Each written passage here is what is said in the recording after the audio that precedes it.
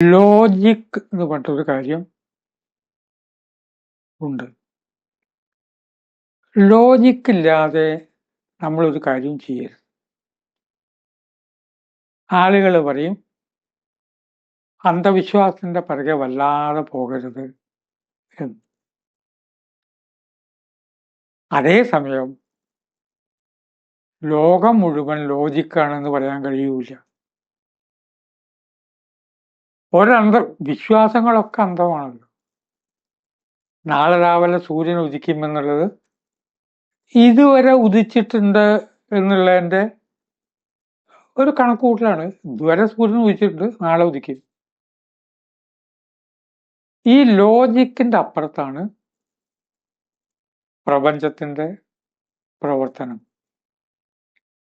നമ്മുടെ സ്ഥൂലമായ ഇന്ദ്രിയങ്ങളെ കൊണ്ട് നമുക്ക് അളക്കാൻ കഴിയുകയേയില്ല. ഇതിന്റെ അർത്ഥം ലോജിക്ക് വേണ്ടെന്നാണോ? അതിന്റെ പേരിലെ മണ്ടത്തരന്ന് വേറെ ചോദിക്കില്ല, നിങ്ങൾക്ക് ഇത്ര ബുദ്ധിയില്ലേ? മുഴുവൻ ലോജിക്കല്ല, ലോജിക്ക് വേണേ. ഒരു കഥ എഴുതുന്നു, ആ കഥ എഴുതിയിട്ട് അത് ലോജിക്ക് നോക്കിയ കഥയല്ലേ അത്? ഒരാള് സങ്കല്പിച്ചെഴുതിയ ഭാവനയല്ലേ? അതിൽ വല്ല ലോജിക്കുണ്ടോ? അതിനിപ്പുറത്തൊരു ചിത്രം വരച്ചു, ഒരു ചിത്രകാരൻ വരച്ചൊരു ചിത്ര. ചെറുകഥ എഴുതുമ്പോൾ എൻ്റെ തന്നെ പല കഥകളും പണ്ട് മലയാളനാട്, കുങ്കുമം തുടങ്ങിയുള്ള വാരികയിൽ വന്നിട്ടുള്ള പല കഥകളുണ്ട്. ആർട്ടിസ്റ്റ് നമ്പൂരിയൊക്കെ ചിത്രം വരച്ചിരുന്നു. എൻ്റെ കഥകൾ ഇത്രയൊക്കെ വായിക്കാൻ കാരണം അതിൽ വരച്ച ചിത്രമാണ്. പക്ഷെ ചിത്രമാണോ കഥ? കഥയാണോ ജീവിതം? ലോജിക്ക് വേണം. എന്നാൽ 100% ലോജിക്ക് ആണോ ജീവിതം? അല്ലതാണ്. 5 പേര് നിർത്തി, ഞാനാണ് സംവിധായകൻ, ഇവരെ പഞ്ചപാണ്ഡവന്മാരെന്ന് വിളിക്കണോ? അപ്പം മേക്കപ്പ് വേണമെന്നല്ല. അപ്പുറത്ത് കൃഷ്ണൻ നിൽക്കുന്നു, വെറുതെ ഒരു ടവൽ ഇങ്ങോട്ടൊന്ന് കിട്ടണം, അപ്പൊ കൃഷ്ണന്റെ കിരീടയില്ലേ, ഒരു മയിൽപ്പീലി കൂടി പറ്റാ കൃഷ്ണനായി. ഒരു ഗത കൊടുക്കുകയോ കുറച്ച് തടി കാണിക്കുകയോ ചെയ്ത ആള് മാംസപേശി കാണിച്ച ഭീമനായി. എന്നും വെച്ചിട്ട് മുഴുവന് ഭീമസേനന്റെ സങ്കല്പമാണോ? നാടകത്തിൽ കണ്ടിട്ടില്ലേ? ഒരു പ്രശ്നമില്ല. ഒരിക്കലും മുഴുകാത്ത തോണിയുടെ കട്ടൗട്ടും വെച്ചിട്ട് തോണിന്ന് ഇറങ്ങുന്നത് കാണിക്കില്ലേ? സ്റ്റേജിലേക്ക് തോണി കൊണ്ടുവരുമോ? ആ തോണിയുടെ ഒരു സൈഡേ അവിടെ ഉള്ളൂ, നമുക്കറിയാം. ആ തോണിന്ന് ഇറങ്ങുന്നതാണ് നമ്മൾ കാണുന്നത്. 100% ലോജിക്കല്ല, പക്ഷെ ഒട്ടും ലോജിക്ക് വേണ്ട എന്ന് പറയാനും പറ്റില്ല. ഒരു ലോജിക്കും ഇല്ലാത്ത ഒരു കാര്യം ചെയ്യുമ്പോൾ അതിനെ വിഡ്ഢിത്തം എന്ന് പറയും. നിധി കിട്ടാൻ വേണ്ടി കുട്ടിയെ ബലി കൊടുക്കുക, വിഡ്ഢിത്തങ്ങൾ കാണിക്കുക, അവനവന്റെ ശരീരത്തെ പീഡിപ്പിക്കുക, ഇതൊന്നും ശരിയല്ല. ഇട പിങ്കള 2 നാഡികൾ നമ്മുടെ ഓരോരുത്തരുടെയും ശരീരത്തിൽ ഉണ്ട്. സുഷുമ്നയ്ക്ക് ചുറ്റുമാണ് ഇട പിങ്കള നാഡികൾ. ആത്മീയമായ അറിവിന്റെ ഏറ്റവും അടിസ്ഥാനപരമായിട്ട് ആദ്യത്തെ അറിവുകളാണ്. 75,000 നാഡികൾ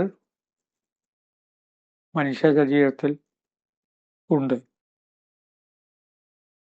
നേര് വരട്ടെ, ആരപ്പത് എണ്ണി വയ്ക്കുന്നു? ഞാൻ ഇപ്പൊ ഈ പറഞ്ഞു തന്നെ യുക്തിക്ക് നടക്കുന്നതാണോ?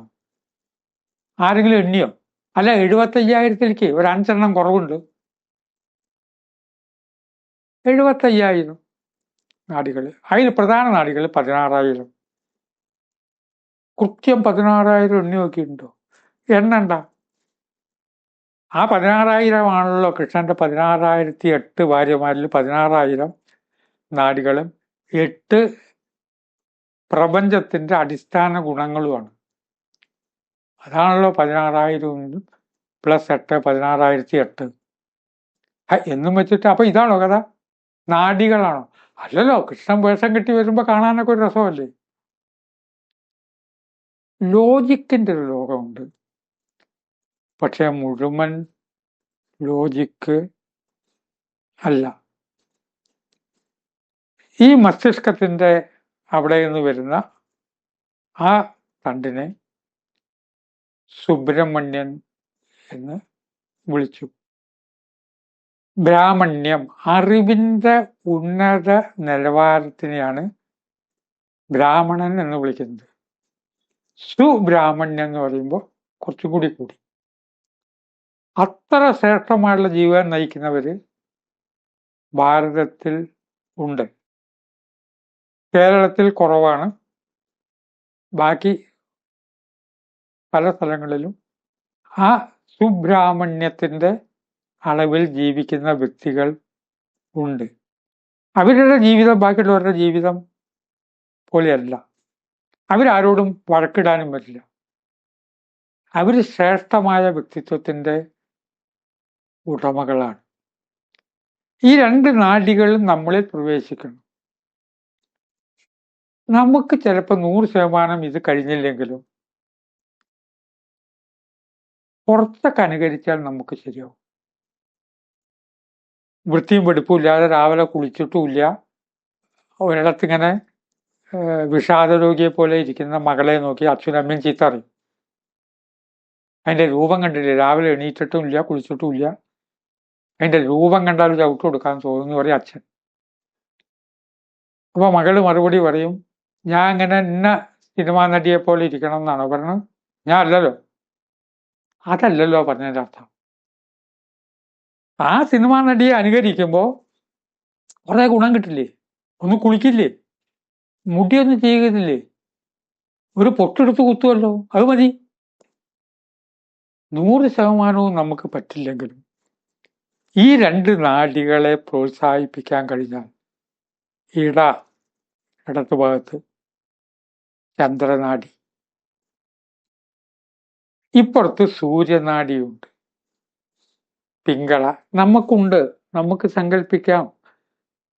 എന്നും ഈ ജീവിതം പതിവായി കേൾക്കുന്ന ശ്രോതാക്കൾക്ക് അവരിലെ ഇടയെയും പിങ്കളയെയും പ്രോത്സാഹിപ്പിക്കാം. ഇട ചന്ദ്രനുമായിട്ട് ബന്ധപ്പെട്ട് നിൽക്കുന്നു. നമ്മുടെ മനസ്സും ചന്ദ്രനുമായിട്ട് ബന്ധമുണ്ട്. അതുകൊണ്ടാണ് ചന്ദ്രന്റെ വൃദ്ധിക്ഷയങ്ങൾ നമ്മളെ സ്വാധീനിക്കും.